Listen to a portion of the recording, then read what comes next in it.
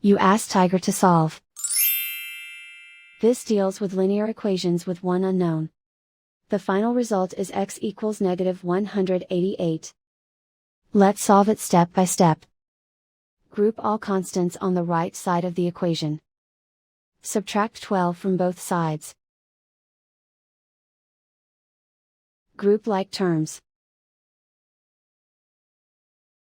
Simplify the arithmetic.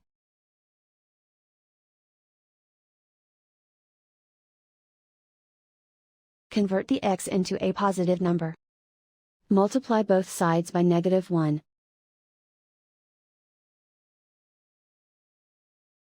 Remove the ones. Simplify the arithmetic.